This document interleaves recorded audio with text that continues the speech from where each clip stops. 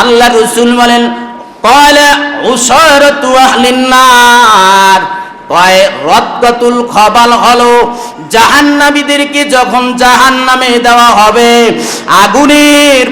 আগুন যখন তাদের শরীর জ্বলতে থাকবে, কান্না করবে, কান্না করতে করতে একটা সময় চোখের পানি শেষ হয়ে যাবে, এরপরে চোখ দিয়া রক্ত আসবে, রক্ত একটা সময় শেষ হয়ে যাবে, এরপরে চোখ দিয়া শরীরের থেকে পুজ বের হতে থাকবে। এই রক্ত আর পুজ পশ্চিম কালেও শেষ হবে না, এগুলো পড়তে থাকবে। যারা দুনিয়াতে মদ পান করো, যারা নেশা করতেছো, ভালো করে শুনো, হাসরের দিনে আল্লাহর রদ্দাতুল খবাল মানে হলো উসারাতু আহলিন নার, ওই জাহান্নামীদের শরীর থেকে বের হওয়া পুজ। এই পুজ পান করানো হবে যারা দুনিয়াতে মদ খাইবে। মদ এমন একটা জিনিস, ওয়াশুরিবাতিল খুমুর, মদ হলো এমন এক জিনিস মানুষের আকলের উপরে আবরণ করে যায়। সেজন্য আল্লাহ রাব্বুল আলামিন সূরাতুল বাকারার এক আয়াতে আল্লাহ তাআলা বলেছেন, লোকেরা আপনাকে মদ আর জুয়া সম্পর্কে জিজ্ঞাসা করে, আপনি বলেন মদের ভিতরে অনেক ক্ষতি রয়েছে, তবে তার তুলনায় মানুষের জন্য উপকারী অনেক কম। মদের ভিতরে উপকার আছে, ক্ষতিটাই বেশি। মদের মানুষের উপকারের চেয়ে ক্ষতিটাই বেশি।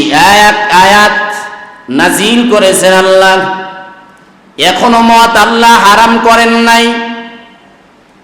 এরপরে একজন সাহাবী নামাজে দাঁড়িয়েছে, মদ পান করে।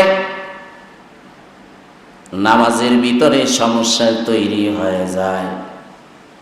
নামাজের ভিতরে যখন ত্রুটি হয়ে যায়, আল্লাহ তাআলা আবার আয়াত নাজিল করেন, ও ঈমানদারেরা, নামাজে দাঁড়াবা, তবে মদ পান না করে দাঁড়াবা। এখনো আল্লাহ হারাম করেন নাই। ধাপে ধাপে 3 আয়াত আল্লাহ তাআলা নাজিল করেছে। এই 3 আয়াতের সর্বশেষ আয়াত আল্লাহ তাআলা সূরাতুল মায়েদার ভিতরে নাজিল করেছেন।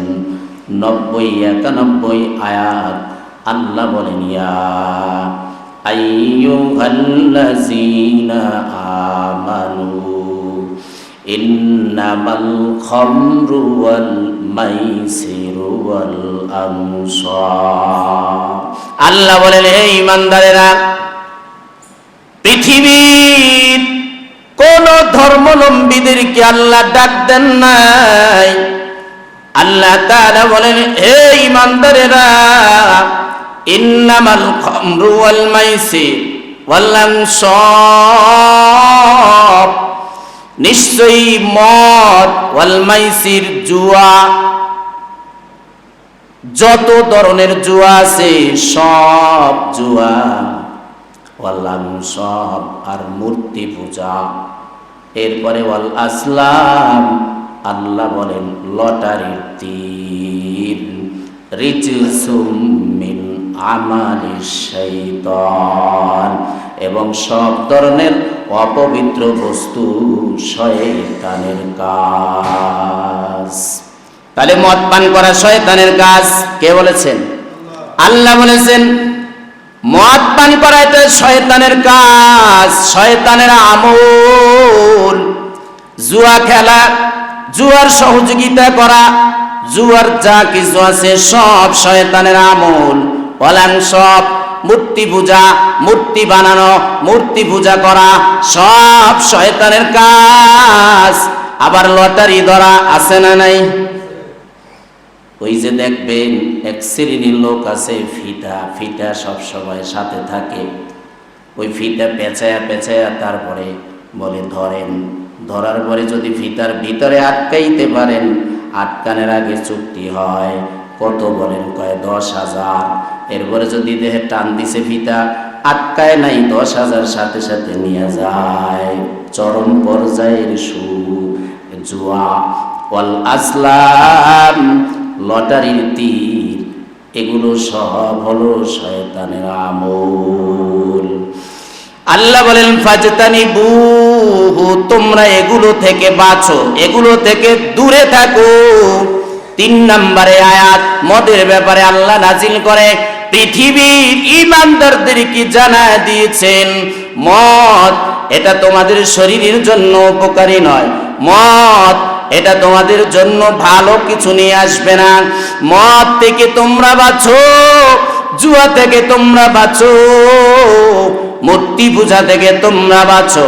তারপরে তীর, ওই যে দেখবেন মেলার ভিতরে বিভিন্ন জিনিস দিয়া রাখে, এরপরে গোল গোল ওই যে লোহা দিয়া বানায়া তারপরে মারে, দেখেন না, যেটা আটকায় সেইটা তার, এগুলো আবার টাকা দিয়ে কিনতে হয়। সব লটারির জুয়া, সব হলো শয়তানের কাজ। আল্লাহ বলেন এগুলো থেকে বাঁচো যদি সফলতা অর্জন করতে চাও। লাআল্লাকুম তুফলিহুন। কোন সফলতা? দুনিয়ার সফলতা আর পরকালীন জিন্দেগিতে সফলতা যদি চাও, মদ পান থেকে বাঁচো, জুয়া থেকে বাঁচো, মূর্তি পূজা থেকে বাঁচো, লটারির সব ধরনের তীর থেকে বাঁচো। এরপরে আল্লাহ বলেন এগুলো যদি করো তাইলে কি হবে? ইন্নামা ইউরিদুশ শাইতানু আইয়ুকিয়া বাইনাকুমুল আদাওয়াতা ওয়াল বাগদা ফিল খামরি ওয়াল মাইসির। আল্লাহ বলেন শয়তান চায় তোমাদের মাঝে এই মদ আর জুয়ার মাধ্যমে বিদ্বেষ আর শত্রুতা লাগায় দিতে। ওয়ায়াসুদ্দকুম আন যিকরিল্লাহ ওয়া আনিস সালাহ, আর শয়তান তোমাদেরকে রবের স্মরণ থেকে দূরে রাখে আর নামাজ পড়া থেকে দূরে রাখে। ফাহাল আনতুম মুনতাহুন, আল্লাহ বলেন এরপরও কি বিরত থাকবা না? আয়াতের দ্বারা আল্লাহ মদ হারাম করে দিয়েছেন। এবারে বলবেন হুজুর আল্লাহ তো মদের কথা বলেছেন, বাঙের কথা তো আর বলেন নাই, ইয়াবার কথা তো আর বলেন নাই, এই আফিমের কথা তো আর বলেন নাই। কি বলছেন নাকি? আল্লাহ বলেছেন খমর অর্থ মদ। আসলে খিমার, খিমারের অর্থ হলো ওড়না। মেয়েরা ওড়না পরিধান করে বুক ঢাকার জন্য, ঠিক নেই? মেয়েরা ওড়না পরে বুক ঢাকার জন্য। মদ এমন একটা জিনিস যেটা পান করার দ্বারা মানুষের মস্তিষ্ক, যে সুস্থ মস্তিষ্ক আছে, এই মদ সেটাকে ঢেকে দেয়, যার কারণে হিতাহিত কোনো জ্ঞান থাকে না। এজন্য উল্টা পাল্টা কথা বলে, মানুষ হত্যা করে, জেনায় বেবিচারে লিপ্ত হয়, সব ধরনের খারাপ কাজে লিপ্ত হয়। কথা ঠিক না বেঠি? কারণ তার সুস্থ জ্ঞান নাই। কথা ঠিক না বেঠি? তাহলে মদ হারাম, কিন্তু আরো যে ধরনের যে সমস্ত জিনিস আছে, এই যে বললাম আমি, বাং, আফিম, ইয়াবা, আরো কত কিছু, সব মদের ভিতরে ঢুকানো। এক কথায় যা খাইলে নেশা হয় সবগুলোই হারাম। তাইলে আয়াত দ্বারা বোঝা গেল মদ পান করা কি হালাল না হারাম? তারপরে জুয়া খেলা, মোবাইলে এই যে লুড্ডু খেলায়, ক্যাসিনো, বিভিন্ন অ্যাপস আছে নামায়া, এরপরে চুক্তি তৈরা তারপরে খেলায় আছে না নাই, সব হারাম। তারপরে অলাংশ মূর্তি বানানো, মূর্তি পূজা করা, মূর্তি উপাসনা করা, এগুলো হারাম, শিরক। ওয়াল আজলাম, এই যে লটারির তীর বানায়, লটারি ধরে বিভিন্ন ধরনের, এই খেলাকে কেন্দ্র করে লটারি চলতেছে না, হাজার কোটি কোটি টাকা, সব হারাম। তারপরে রিজসুম মিন আমালি শাইতান, আল্লাহ বলেন এগুলো সব শয়তানের কাজ, এগুলো কোনো মুমিন মুত্তাকিনের কাজ নয়। এগুলো থেকে বাঁচতে হবে। যদি তোমরা বাঁচো তাহলে তোমরা সফলতা অর্জন করবা, বাঁচতে যদি না পারো তাহলে সফলতার মুখ দেখবা না।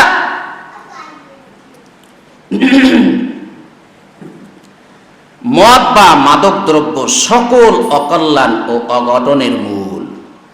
যত সমস্যা, যত অঘটন, যত অকল্যাণ, যত ধ্বংস, এই মদ হইছে মূল। আবু দারদা রাদিয়াল্লাহু তাআলা আনহু থেকে বর্ণিত, তিনি বলেন একবার পয়গম্বর আমাকে বলেন, ও আবু দারদা, লা তাশরাবিল খামরা ফাইন্নাহা মিফতাহু কুল্লি শার। আবু দারদা বলেন, পয়গম্বর আমাকে একবার বলেন, ও আবু দারদা, লা তাশরাবিল খামরা, তুমি মদ পান করবা না, কেননা ফাইন্নাহা মিফতাহু কুল্লি শার, কেননা মদ পান করা সব অনিষ্টের চাবিকাঠি, সব খারাপের মূল হলো এই মদ পান করা। সুতরাং তুমি মদ পান করবা না। সাহাবী আবু দারদারে কইছে তুমি মদ পান করবা না, যদি একজনকে বলছে, কিন্তু মূল উদ্দেশ্য হইছে আমার উম্মত যারা হবে তারা পশ্চিম কালেও মদ পান করতে পারে না। বনি ইসরাইলের ভিতরে একজন ক্ষমতাধর ব্যক্তি ছিল, একজন বুজুর্গ ব্যক্তিকে সে আটকাইছে, আটকায়া বলছে তুমি 4টা কাজ তোমার করতে হবে, যদি না করো তোমাকে এখনই হত্যা করে ফেলা হবে। 1 নাম্বার তুমি মানুষ হত্যা করবা, 2 নাম্বার ব্যভিচারে লিপ্ত হইতে হবে, 3 নাম্বার মদ পান করতে হবে, 4 নাম্বার শূকরের গোশত খাইতে হবে। এই 4টা কাজ তুমি যদি না করো তোমার গর্দান উড়াইয়া দেওয়া হবে। বুজুর্গ এবারে আটকায় যেহেতু গিয়েছে, এখন চিন্তা করলো তার থেকে কিভাবে বাঁচা যায়।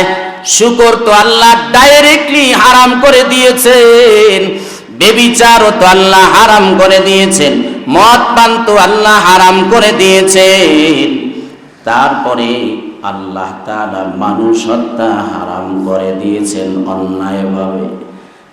তিনি চিন্তা করলেন মদ পান মনে হয় সহজ, তাইলে জীবন ধারণ করার জন্য, জীবন বাঁচানোর জন্য আমি মদ পান করি।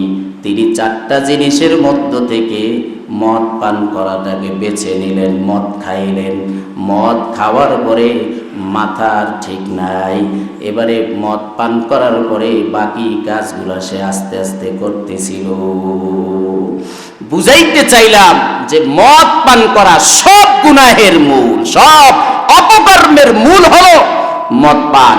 যেই যুবক মদ পান করে দেখবেন ওর বউর সাথে সম্পর্ক ভালো নাই, ঠিক নেই, সন্তানগুলোরে মারে। এমনও সন্তান পৃথিবীতে আছে মদ খাওয়ার জন্য, নেশা করার জন্য মায়ের কাছে টাকা চাইছে, মা দেয় নাই, মায়ের গর্দান উড়াইয়া দিছে। আছে না নাই? টাকা চাইছে, টাকা দেয় নাই, এজন্য মায়ের কল্লা উড়াইয়া দিছে। তাহলে আমরা এই হাদিস থেকে জানতে পারলাম সমস্ত গুনাহের মূল কি? ঘুমায় গেছেন না? সমস্ত গুনাহের মূল কি?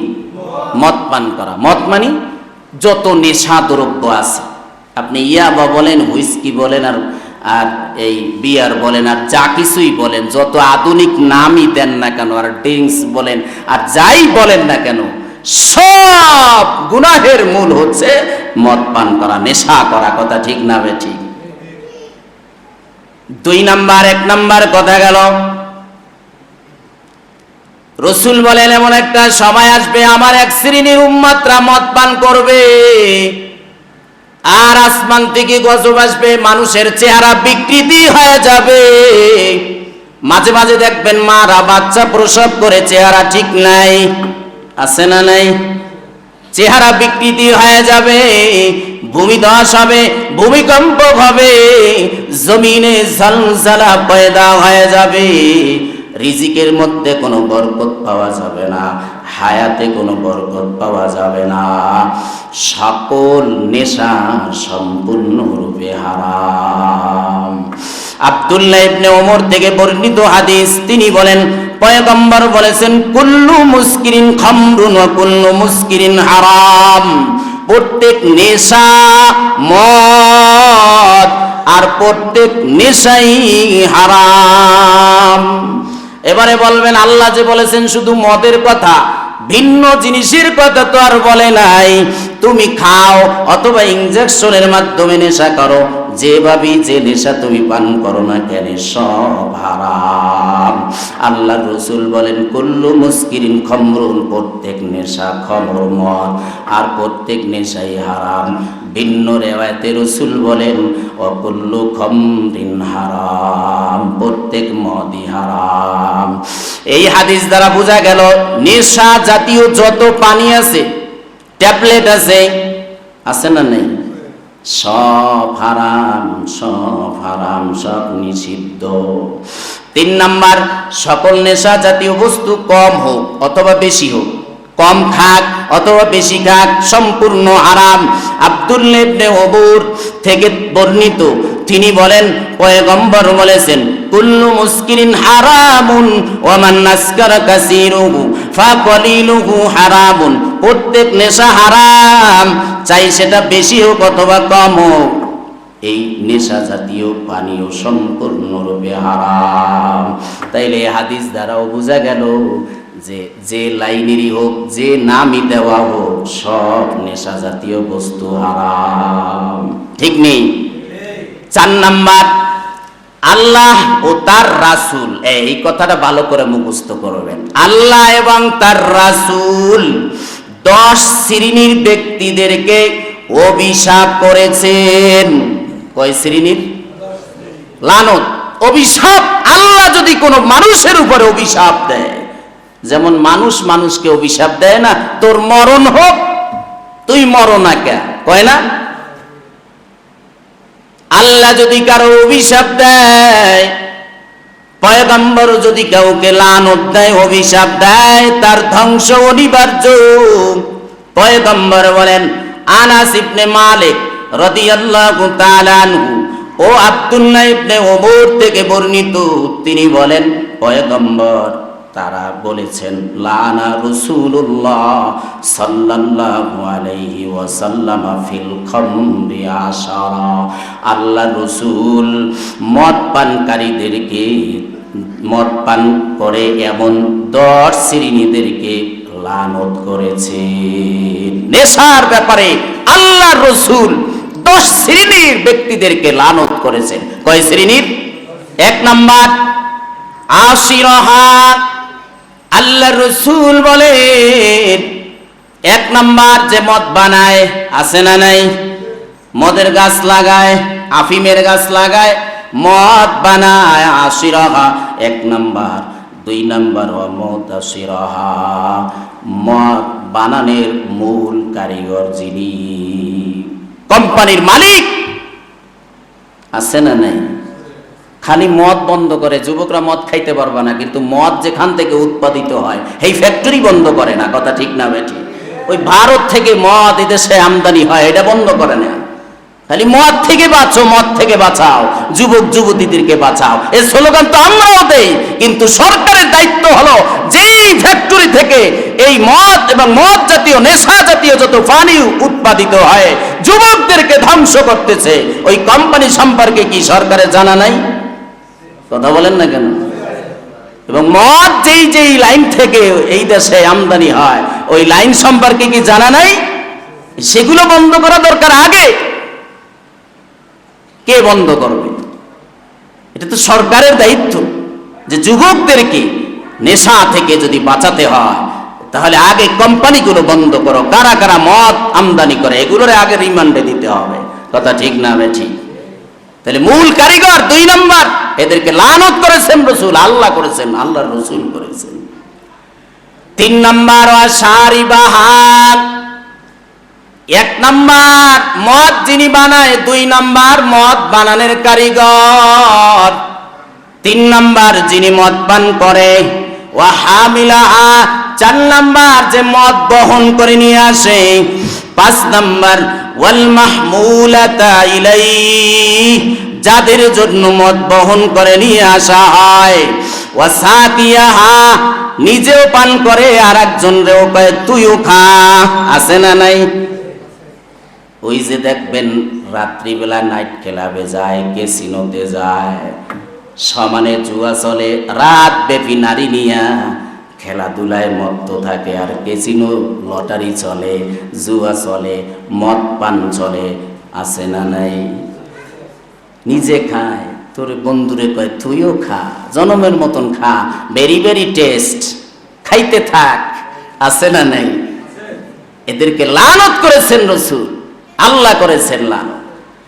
ওয়া বাইয়া আহা, কেউ কেউ বলে হুজুর মদ খাই না, তবে মদের ব্যবসা করি, হালাল না হারাম? আল্লাহ রাসূল বলেন তোর উপরে গজব।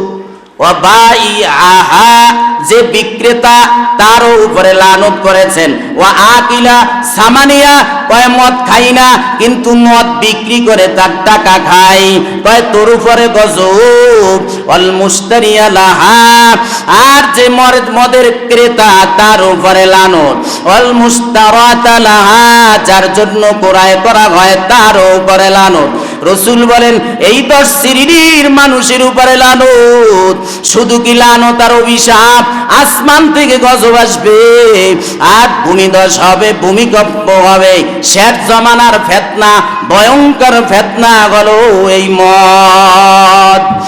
এরপরে ভিন্ন রেওয়াতে এসেছে অফি রিওয়ায়াতিন লাআনাল্লাহুল খামরা ওয়া শারিবাহা, আল্লাহ তাআলা মদ এবং মদ পানকারীর উপরে লানত করেছে।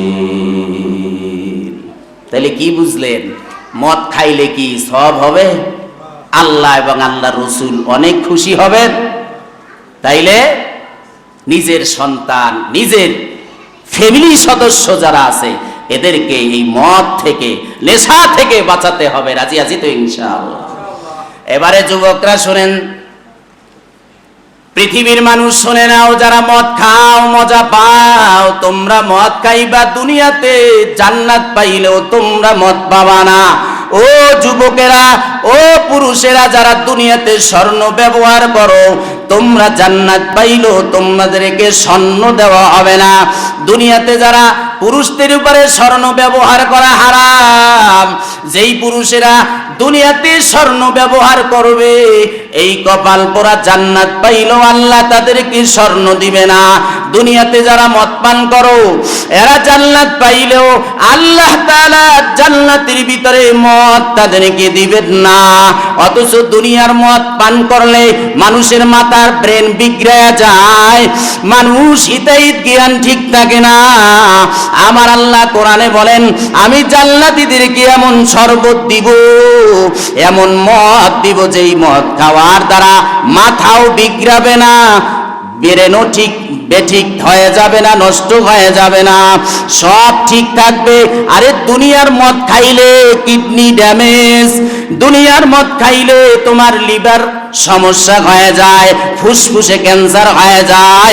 আর জান্নাতি মদ পান করার দ্বারা আরো সুস্বাদু এমন মদ আল্লাহ দান করবেন জান্নাতের ভিতরে, যে একবার পান করলে মানুষ বারবার পান করতে চাইবে। রাসূল বলেন যারা দুনিয়াতে মদ খাইবা তারা জান্নাত পাইলেও মদ আল্লাহ তাদেরকে দিবেন না। আব্দুল্লাহ ইবনে উবু থেকে বর্ণিত, রাসূল বলেন মান শারিবাল খামরা ফিদ দুনিয়া লাম ইয়াশরাবহা ফিল আখিরাহ, যে দুনিয়াতে মদ পান করবে আল্লাহ আখিরাতে তাকে মদ পান করার সুযোগ দিবেন না। তবে ইল্লা ইয়াতুবা, দুনিয়াতে মদ খাইয়া যদি তওবা করে আর সে পান করবে না, এরপরে যদি তার মরণ হয় আল্লাহ তারে জান্নাত দিয়াও মদ দিবেন, কারণ সে তওবা করছে, তওবার কারণে আল্লাহ কবিরা গুনাহ মাফ করে দিয়েছেন। এরপরে ভিন্ন রেওয়াতে এসেছে ওয়াইন উদখিলাল জান্নাহ, যদিও তাকে জান্নাতে প্রবেশ করানো হয়, দুনিয়ায় মদ খাওয়ার কারণে জান্নাতে মদ দিব না। তাইলে কি বুঝলেন? যারা যে সমস্ত যুবকেরা বিয়া করার পরে শ্বশুর বাড়ির থেকে স্বর্ণের আংটি, স্বর্ণের চেইন দেয় কি দেয় না? কথা বলেন না। আমারও তো দিছে, তো আমার হাতে দেখছেন, আমার কি মনে চায় না যে স্বর্ণের আংটি ব্যবহার করলে, চেইন ব্যবহার করলে স্মার্ট বয় মনে হয়, যৌবন ফিরে আসে, মনে হয় যেন অনেক কিছু। আসলে কিছুই না, স্বর্ণ ব্যবহার করলে যৌবনের পাওয়ার বা কমে। কথা ঠিক না বেঠিক? মেডিকেল সায়েন্স, যুবকেরা যদি, পুরুষেরা যদি স্বর্ণ ব্যবহার করে যৌবন বাড়ে না, যৌবন কমে। যেমন দাড়ি রাখলে যৌবন ঠিক থাকে, দাড়ি কামাইলে যৌবন ক্ষয় হয়। আমার কথা না তো, বানাওটি কোনো কথা না, বাস্তব কথা। তাইলে বুঝলাম এই হাদিস কিন্তু বুখারীর, যে জান্নাত পাইলেও দুনিয়াতে মদ পানকারী তারে জান্নাতে মদ দিব না, দুনিয়াতে স্বর্ণ ব্যবহার করলে জান্নাত পাইলেও আল্লাহ তারে স্বর্ণ দিবে না। একটা প্রশ্ন থেকেই যায়, হুজুর আপনি তো বলছেন, আল্লাহ তো কোরআনে বলছেন যে জান্নাতে মানুষ যা মনে যা চাইবে তাই পাবে। তাইলে জান্নাতে যাওয়ার পরে যদি মদ খাইতে চায় আল্লাহ কি দিবেন না? যে মদ পান করছে, কবিরা গুনাহ করছে, তো আল্লাহ একটা সময় শাস্তি দেওয়ার পরে তো তারে জান্নাত দিব। তো জান্নাতে যাওয়ার পরে কি সে মদ খাইতে চাইলে, স্বর্ণ ব্যবহার করতে চাইলে কি আল্লাহ দিবেন না? তো তার মনেই যদি না আসে তা আল্লাহ দিবেন কেন? কথা ঠিক না ভাই? ঠিক। আপনার মনেই চায় না, আপনার খাইতেই মনে চায় না, তারপর আপনার ব্যয় কয় না ব্যয় আর একটু খান, বেশি করে প্লেটে দিল, আপনি ঘরে নষ্ট করে রাখলেন, খাইতেই মনে চায় না, তারপরে জোর করে দেয়। কথা ঠিক না ভাই? ঠিক।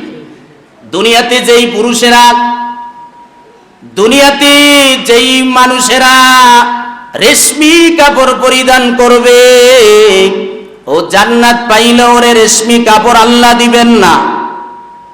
অথচ জান্নাতি রেশমি কাপড় এত সুন্দর, একটা মানুষ জান্নাতে প্রবেশ করার পরে এক জোড়া নয়, দুই জোড়া নয়, 70 জোড়া কাপড় আল্লাহ দান করবে। দুনিয়ার কাপড় পরলে বাহির থেকে ভিতরের অবস্থা দেখা যায় না, আর জান্নাতি 70 জোড়া কাপড় পরিধান করার পরে এত মোলায়েম হবে, এত সুন্দর হবে যে বাহির থেকে ভিতরের অবস্থা দেখা যাবে। বলবেন যে লজ্জা লাগবে না? কি এক লোক কাপড় পরে বের হইছে, ভিতরের কলকবজা সব দেখা যায়, তে লজ্জা লাগবে না? কয় জান্নাত মানি তো আনন্দ। কথা ঠিক না বেঠি? সব যদি ঘোরা দিয়া রাখে, কিছুই দেখা না যায়, তাহলে আনন্দ থাকলো কই? কথা ঠিক না বেঠি? দুনিয়ার ঘর বাহির থেকে ভিতরের অবস্থা দেখা যায় না। কথা ঠিক না বেঠি? আপনার দেয়াল থাকে, জানালা থাকে, দরজা সব কিছু লাগাই দিয়েছেন, বাহির থেকে কি ভিতরে দেখা যায়? কিন্তু জান্নাতের ঘরটা এমন হবে যে ভিতর থেকে যেমন বাহিরে দেখা যায়, বাহির থেকে ঠিক তেমনি ভাবে সব জায়গা থেকে ভিতরের অবস্থা দেখা যাবে। একটা ইট হবে স্বর্ণের, আর একটা ইট হবে রূপার। এমন একটা অট্টালিকা প্রত্যেকটা মুমিনকে আল্লাহ দিবেন। তাইলে আজকের বুঝলাম হাদিস, যে দুনিয়াতে মদ পান করলে, দুনিয়াতে রেশমি কাপড় পরিধান করলে, দুনিয়াতে পুরুষেরা স্বর্ণ ব্যবহার করলে জান্নাত পাইলেও মদ পান করার সুযোগ পাবে না, জান্নাত পাইলেও সে স্বর্ণ ব্যবহার করার আল্লাহ সুযোগ দিবেন না। তারপরে জান্নাত পাইলেও আল্লাহ তাকে রেশমি কাপড় দিবেন না। 6, অভ্যস্ত মাদক সেবী মূর্তি পূজক সমতুল্য সে জান্নাতে যাবে না। আবু হুরায়রা রাদিয়াল্লাহু তাআলা আনহু থেকে বর্ণিত যে রাসূল বলেছেন, মুদমিনুল খামরি কাআবিদি ওয়াসারিন, কয় মদ পানকারী কেমন যেন মূর্তি পূজকের ন্যায়। অর্থাৎ যে মদ পান করে যে সে যেন শিরিক করে, আর যে শিরিক করবে সে জান্নাতে যাবে না। হাদিস দ্বারা বোঝা গেল যে মদ পান করলে সে জান্নাতে যাবে না। কথা ঠিক না ভাই? ঠিক। এরপরে আবু দারদা থেকে হাদিস, তিনি বলেন পয়গম্বর বলেছেন, লা ইয়াদখুলুল জান্নাতা মুদমিনু খাম। ইবনে মাজাহ, রাসূল বলেন জান্নাতে প্রবেশ করবে না মদ পানকারী, যে মদ খাইবে সে জান্নাতে যাবে না। কি কোন? মুমিনের আসল তো হলো, ঘাটি হলো জান্নাত। কথা ঠিক না ভাই? ঠিক। মুমিনের আসল কি? জান্নাত। আরে ভাই, মরণ তো হবেই, এর থেকে বাঁচার তো কোনো কায়দা নাই, হয় জান্নাতি নাই জাহান্নামী। একটা মানুষ মারা গেলে দুই অবস্থা থেকে খালি না, হয় জান্নাতি নাইলে জাহান্নামী। কথা ঠিক না ঠিক? একটা জায়গায় তো সে থাকতে হবে। আপনি বিশ্বাস করেন বা না করেন, আপনি মরণকে মানেন বা না মানেন, জান্নাতকে বিশ্বাস করেন বা না করেন, জাহান্নামকে বিশ্বাস করেন না করেন, কোনো সমস্যা নাই। মরণ আপনার নিশ্চিত সুনিশ্চিত আসবেই, আর আসলে দুই অবস্থা থেকে খালি না, হয় জান্নাতি নয় জাহান্নামী। কথা ঠিক না ঠিক? একটা যাইতেই হবে, উপায় নাই, ওটা একটা জগৎ। মদ পানকারী মদ পানরত অবস্থায় তার ঈমান থাকে না, ঈমান ডিলেট হয়ে যায়। যখন মদ পান করে তখন তার ঈমান থাকে না। ব্যভিচারকারী যখন ব্যভিচারে লিপ্ত হয় তখন তার ঈমান থাকে না। চোর যখন চুরি করে তখন ঈমান শেষ হয়ে যায়। আল্লাহ এই নাফরমানের কলিজার ভিতর থেকে ঈমানটাকে ছিনায় নিয়ে যায়। তোরে না করছি মদ পান করবি না, এরপরও খাইতেছ, তোরে না করছি জেনায় লিপ্ত হবি না, তোর কলিজার ভিতর থেকে ঈমানটাকে আল্লাহ ছিনায় নিয়ে যায়। না করছি চুরি করবি না, ডাকাতি করবি না, মানুষের সম্পদ লুণ্ঠন করবি না, ছিনতাই করবি না, তোর কলিজার ভিতর থেকে আমি ঈমান নামক দৌলত ছিনায় নেব। ওই অবস্থায় যদি তোর মরণ হয় তোর জাহান্নামের মধ্যে নিক্ষেপ করা হবে। রাসূল বলেন লা ইয়াজনি জানি হিনা ইয়াজনি ওয়া হুয়া মুমিন। জিনাকারী যখন জিনায় লিপ্ত হয়ে যায় তার ঈমান নাই, ঈমান ডিলেট হয়ে যায়, ঈমান থাকে না। ওয়ালা ইয়াসরিকু হিনা ইয়াসরিকু ওয়া হুয়া মুমিন। চোর যখন চুরি করে ঈমান থাকে না। ওয়ালা ইয়াশরাবুল খামরা হিনা ইয়াশরাবুহা ওয়া হুয়া মুমিন। একজন মদ পানকারী যখন মদ পান করে তখন তার ঈমান থাকে না। ওয়ালা ইয়ান্তাকিবু নুহবাতান ইয়ারফাউন নাসু ইলাইহি ফিহা আবসারহুম হিনা ইয়ান্তাহিবুহা ওয়া হুয়া মুমিন। আল্লাহর রাসূল বলেন যে ছিনতাই করে মানুষের সম্পদ নিয়ে যায় তখন তার ঈমান থাকে না। ওয়াত তাওবাতু মা'রুদাতুন বাদ। এই অপকর্ম করার পরে যদি এই নাফরমান তওবা করে ফিরে আসে তাইলে আল্লাহ তাআলা তার ঈমান আবার ফেরত দিয়ে দেয়। সুবহানাল্লাহ। 8 নাম্বার, মদ পানকারীর 40 দিনের নামাজ কবুল হয় না। কয় দিনের? একজন মদ পানকারীর 40 দিনের নামাজ কবুল হয় না। আর এই অবস্থায় যদি মারা যায় তাহলে জাহান্নামে যাবে। হাদিস শোনেন, আব্দুল্লাহ ইবনে আমর থেকে বর্ণিত, রাসূল বলেন মান শারিবাল খামরা ওয়া সাকিরা লাম তুকবাল লাহু সালাতুন 40 সাবাহা। এ দুনিয়ার মানুষ, যারা মদ পান করবি, ওয়া সাকির, নেশাগ্রস্ত হয়ে যাবি, লাম তুকবাল লাহু সালাতুন, তোর নামাজ কবুল হবে না। 40 সাবাহান, 40 দিনের নামাজ কবুল হবে না। ভালো করে শুনেন, ওয়া ইম্মা তাদাখালান নার, এই মদ পান করা অবস্থায় যদি তোর মরণ হয় আল্লাহ বলেন আল্লাহ তোকে জাহান্নামে দিয়ে দিবেন। ওয়া ইম্মা তাদাখালান নার, যদি সে মরে দাখালান নার, জাহান্নামে প্রবেশ করবে। ফাইন তাবা, এই মদ খাওয়ার পরে যদি তওবা করে, তাবাল্লাহু আলাইহি, আল্লাহ তার তওবা কবুল করবেন। ওয়াইন আদা, তওবা করিয়া আবার মদ খাইছে, ফাশারিবা ফাসাকিরা, আবার মদ পান করছে, আবার নেশাগ্রস্ত হয়ে গেল, লাম তুকবাল লাহু সালাতুন 40 সাবাহান, 40 দিনের নামাজ তোর কবুল করা হবে না। ওয়াইন আদা ফাশারিবা ফাসাকিরা লাম তুকবাল লাহু সালাতুন 40 সাবাহান, আবার সে তওবা করলো, আবার আল্লাহ তার তওবা কবুল করলো, এরপরে সে আবার মদ পান করে আবার নেশাগ্রস্ত হয়ে গেল, তাইলে আল্লাহ তাআলা বলেন তোমার নামাজ আমি কবুল করব না 40 দিনের। এইভাবে 3 বার বলার পরে সর্বশেষ রাসূল বলেন ওয়াইনা আদা, এরপরে 4 নাম্বার বারে গিয়াও যদি সে আবার মদ পান করে, নেশা করে, তাহলে আদা কানা হাক্কান আলাল্লাহ আইয়াসকিয়াহু মিন রদ্দগতিল খবাল ইয়াউমাল কিয়ামাহ, তাইলে আল্লাহর উপরে আবশ্যক হইয়া যায় তাকে হাসরের দিনে রদ্দগতুল খবাল পান করানোর। ওয়াকালু ইয়া রাসূলুল্লাহ, সাহাবায়ে কেরাম প্রশ্ন করলেন ও পয়গম্বর, ওমা রদ্দগতুল খবাল, ও পয়গম্বর রদ্দগতুল খবাল যে আল্লাহ খাওয়াবেন হাসরের দিনে মদ পানকারীকে, সেই রদ্দগতুল খবাল কি জিনিস? রদ্দগতুল খবাল কি জিনিস যেটা আল্লাহ মদ পানকারীকে পান করাবেন? রাসূল বলেন ক্বালা উসারাতু আহলিন নার। খেয়াল করেন, আল্লাহ রাসূল বলেন ক্বালা উসারাতু আহলিন নার, কয় রদ্দাতুল খবাল হলো জাহান্নামীদেরকে যখন জাহান্নামে দেওয়া হবে, আগুন যখন তাদের শরীর জ্বলতে থাকবে, কান্না করবে, কান্না করতে করতে একটা সময় চোখের পানি শেষ হয়ে যাবে, এরপরে চোখ দিয়া রক্ত আসবে, রক্ত একটা সময় শেষ হয়ে যাবে, এরপরে চোখ দিয়া শরীরের থেকে পুজ বের হতে থাকবে। এই রক্ত আর পুজ পশ্চিম কালেও শেষ হবে না, এগুলো পড়তে থাকবে। যারা দুনিয়াতে মদ পান করো, যারা নেশা করতেছো, ভালো করে শুনো, হাসরের দিনে আল্লাহর রদ্দাতুল খবাল মানে হলো উসারাতু আহলিন নার, ওই জাহান্নামীদের শরীর থেকে বের হওয়া পুজ। এই পুজ পান করানো হবে যারা দুনিয়াতে মদ খাইবে। এরপরে মদের বিস্তার যখন ঘটবে, ব্যাপক আকারে যখন মদ পান চলবে, তখন জমিনে ভূমিধস হবে, ভূমিকম্প হবে, আকাশ থেকে গজব আসবে।